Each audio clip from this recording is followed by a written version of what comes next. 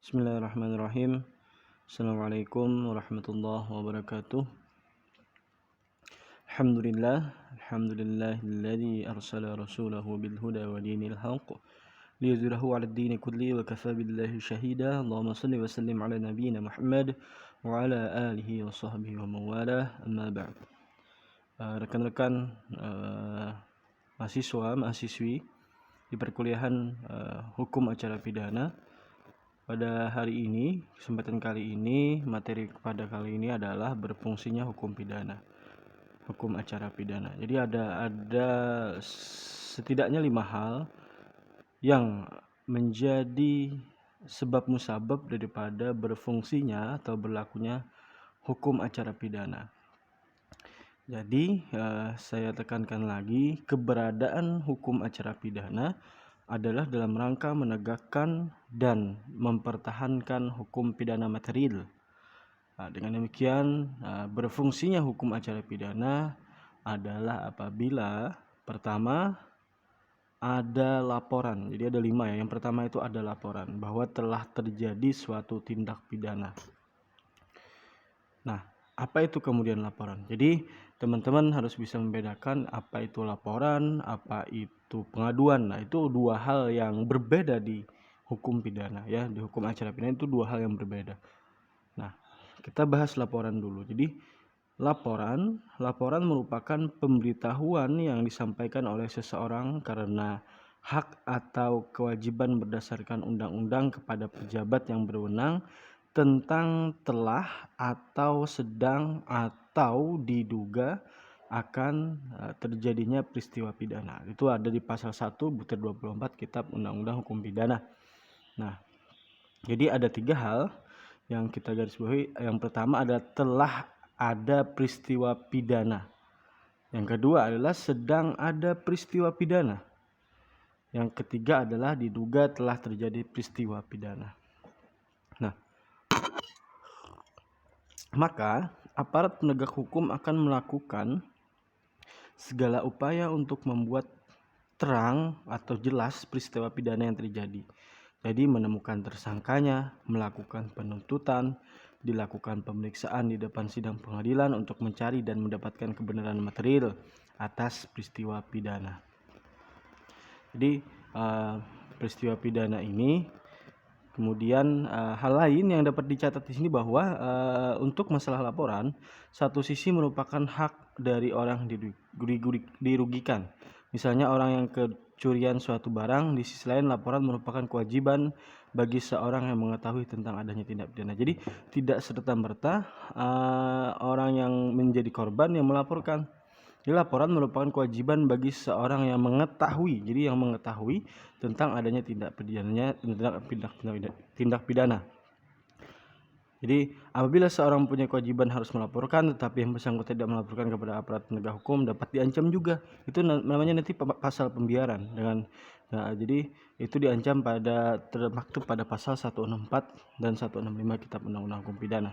Jadi di pasal 164 KUHP. Nah, misalkan terjadi tabrakan. Nah, dia tidak melaporkan ke aparat yang berwenang, maka bisa karena pasal yang melihat tadi, atau ada melihat orang sedang berkelahi ingin dibunuh atau sudah dibunuh, dia tidak melaporkan pembiaran, maka bisa diancam dengan hukum pidana.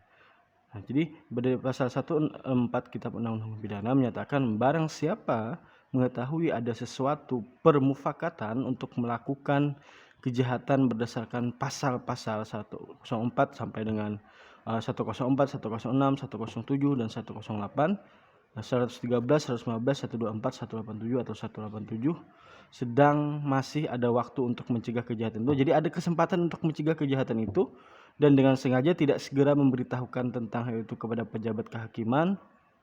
Jadi atau kepolisian atau kepada orang yang terancam oleh kejahatan itu dipidana jika kejahatan itu dilakukan dengan pidana penjara paling lama 1 tahun 4 bulan atau pidana denda paling banyak Rp300.000. Nah, jadi ada pembiaran itu. Di pasal 165 juga disebutkan bahwa barang siapa mengetahui ada niat. Jadi ini tahu nih orang ini ingin mengedarkan sabu-sabu atau narkotika misalkan. Nah, lalu dibiarkan, maka bisa dipidana juga. Di barang siapa mengetahui ada niat untuk melakukan salah satu kejahatan berdasarkan pasal yang disebut tadi, atau niat untuk lari dari tentara dalam masa perang, untuk desersi, untuk membunuh dengan rencana untuk menculik atau memperkosa, atau mengetahui adanya niat untuk melakukan kejahatan tersebut, dalam bab 7 dalam kitab undang-undang hukum pidana, sepanjang kejahatan itu membahayakan nyawa orang atau untuk melakukan salah satu kejahatan berdasarkan pasal-pasal 224, 228, 250 atau salah satu kejahatan berdasarkan pasal-pasal yang telah disebutkan tadi, maka sepanjang mengenai surat kredit misalkan yang diperuntukkan bagi peredaran, sedang masih ada waktu untuk melaporkan kepada pejabat kehakiman atau kepolisian atau kepada orang yang terancam oleh kejahatan itu, dipidana jika kejahatan itu jadi dilakukan. Jadi itu namanya pasal pembiaran. Jika kita membiarkan itu, maka kita juga bisa dipidana. Yang kedua, pidana tersebut diterapkan terhadap orang yang mengetahui bahwa satu kejahatan berdasarkan ayat 1 telah dilakukan dan telah membahayakan nyawa orang pada saat akibat masih dapat dicegah. Dengan sengaja tidak memberitahukan kepada pihak tersebut dalam ayat. Nah, jadi misalkan ada orang ingin dibunuh, kita melihat tapi kita tidak melakukan tindakan, maka kita pun bisa dijatuhi hukuman pidana karena membiarkan tidak melakukan pelaporan. Nah, itu pelaporan. Jadi laporan ini bisa siapa saja yang melakukan, tidak hanya korban. Nah, kemudian pengaduan. Nah, ini kita masuk ke pengaduan. Jadi pengaduan merupakan pemberitahuan disertai dengan permintaan oleh pihak yang berkepentingan kepada pejabat yang berwenang. Pengetahuan disertai dengan permintaan oleh pihak yang berkepentingan kepada pejabat yang berwenang untuk menindak menurut hukum seorang yang telah melakukan tindak pidana aduan yang merugikannya. Ini ada di pasal 1 butir 25 Kitab Undang-Undang Hukum Pidana. Jadi misalkan penipuan, maka yang korban penipuan tadi yang mengadukan. Jadi untuk pengaduan ini khusus untuk yang berkepentingan. Yang berkepentingan artinya dia yang menjadi korban atau segala macam mempunyai kepentingan terhadap suatu perkara itu. Ini berbeda halnya dengan laporan tadi. Maka dalam pengaduan, aparat penegak hukum baru dapat bertindak manakala sudah ada pengaduan dari pihak yang dirugikan. Secara singkat, perbedaan laporan dengan pengaduan ini sudah saya tabelkan. Jadi kita harus bisa mengidentifikasi bagaimana kemudian perbedaan dari laporan kemudian pengaduan ini. Jadi bisa lihat di pengertian, kemudian dasar hukum juga berbeda. Kalau pelaporan itu pasal 1 butir 24 KUHP, kalau pasal pengaduan ada di pasal 1 butir 25 Kitab Undang-Undang Hukum Pidana. Kemudian jenis tindak pidana juga berbeda. Kalau laporan, semua jenis tindak pidana dapat dilaporkan. Nah, kemudian kalau pengaduan hanya tergolong tindak pidana aduan. Jadi kemarin juga dijelaskan ada delik aduan, kemudian jadi yang pengaduannya hanya untuk delik aduan. Kalau delik umum tidak termasuk seperti itu. Nah, waktu mengajukan juga berbeda. Kalau laporan sembarang waktu asal belum kadaluarsa. Ini pasal 78 KUHP ya. Jadi kalau tenggang waktunya yang pengaduan pertama 6 bulan kalau berdomisili pengadu di Indonesia. Jadi batasnya hanya 6 bulan dari kejadian yang telah terjadi atau perkara itu terjadi. Kemudian kalau yang di luar negeri itu ada batas waktu 9 bulan yang berhak. Nah, kalau laporan, setiap orang dalam hal tertentu merupakan kewajiban, hak dan kewajiban. Tadi kita yang tidak terlibat pun punya hak dan kewajiban dalam hal ini. Nah, kemudian pengaduan hanya orang-orang yang tertentu, yaitu orang-orang yang dirugikan dan tidak ada kewajiban melakukan pengaduan. Nah, kemudian prosesnya bagaimana? Nah, kalau laporan itu tidak dapat dicabut kembali, prosesnya sudah menjadi wewenang aparat penegak hukum. Kalau pengaduan dapat dicabut kembali kalau yang kemudian yang mengadukan yang mencabutnya. Nah, itu beda daripada beda daripada laporan dan aduan. Di situ bisa dipahami ya bedanya ya. Baik, kita lanjutkan.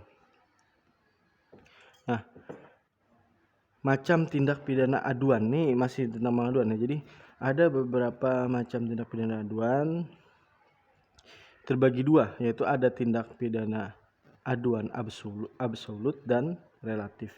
Kalau tindak pidana aduan absolut yakni tidak dapat dilakukan penyidikan jika belum ada pengaduan. Termasuk tindak pidana aduan absolut di sini di antaranya ada di pasal 310 dan 311 KUHP tentang pemfitnahan misalkan. Kemudian pasal 315 tentang penghinaan, pasal 317 tentang memasukkan pengaduan atau laporan atau fitnah, pencemaran nama baik biasanya. Nah, ini bisa tentang perzinahan, kemudian pasal 293 Kitab Undang-Undang Hukum Pidana tentang perbuatan cabul dengan anak di bawah umur. Kemudian pasal 322 tentang pembuka rahasia yang wajib disimpan karena pekerjaannya atau jabatan. Pasal 323 tentang membuka rahasia perusahaan dan sebagainya.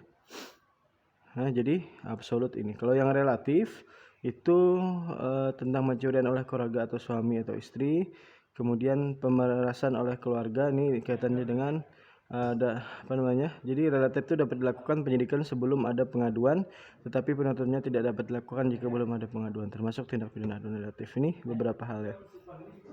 Nah, selanjutnya kita masuk kepada yang ketiga. Jadi berfungsinya hukum acara pidana, ini yang ketiga, adanya aparat penegak hukum mengetahui sendiri adanya tindak pidana. Jadi aparat hukum itu mengetahui sendiri adanya tindak pidana.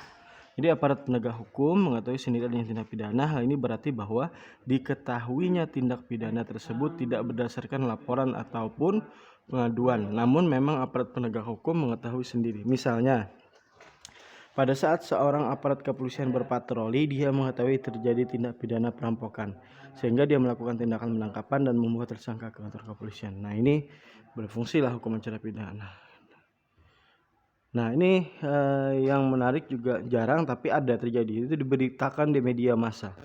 Nah, contoh langsung saya contohkan. Jadi pada sekitar tahun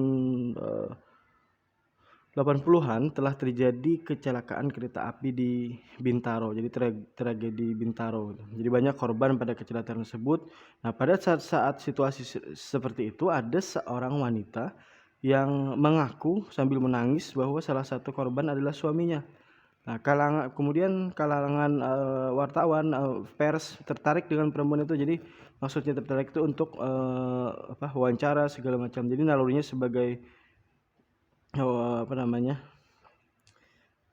pers, insan pers, bergerak di sana, maka segala hal yang berkaitan dengan perempuan tersebut diberitakan secara gencar. Tetapi yang terjadi ternyata setelah diselidiki, seiring dengan gencarnya pemberitaan tentang wanita tadi, terungkap pula kejadian sesungguhnya ternyata dia hanya berpura-pura. Nah, kehilangan suaminya, ternyata suaminya masih hidup. Punya usut, dia ingin dapat biaya asuransi dari kecelakaan Bintaro tadi. Jadi melihat keganjilan-ganjilan itu yang diberitakan media massa atas terhadap perempuan itu, aparat penegak hukum kemudian dalam hidup kepolisian melakukan penyidikan, akhirnya terungkap bahwa motivasi itu tadi yaitu dengan ingin mendapatkan biaya asuransi. Nah, kemudian dengan sangkaan tadi maka dia termasuk dalam keadaan sangkaan melakukan tindak pidana penipuan.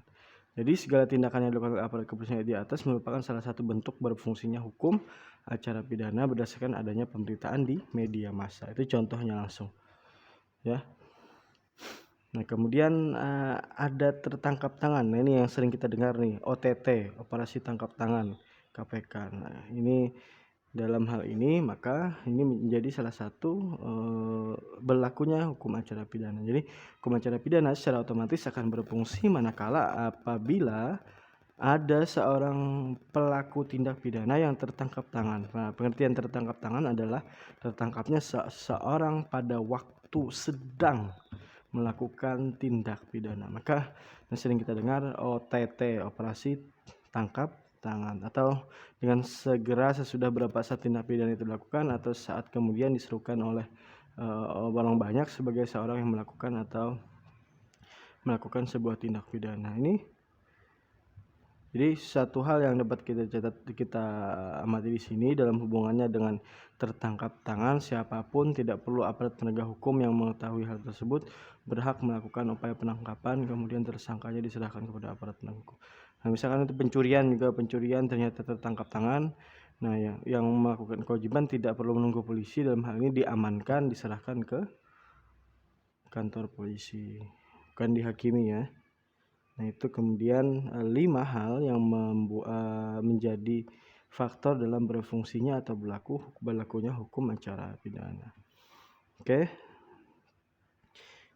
Nah, setelah ini kalau ada hal yang perlu kurang jelas atau ditanyakan, silahkan kita diskusikan di grup ya. Oke. Nasrun minallah fathun qarib basyiril mu'minin. Subhanakallahumma bihamdika asyhadu an la ilaha illa anta astaghfiruka wa atubu ilaik. Assalamualaikum warahmatullahi wabarakatuh.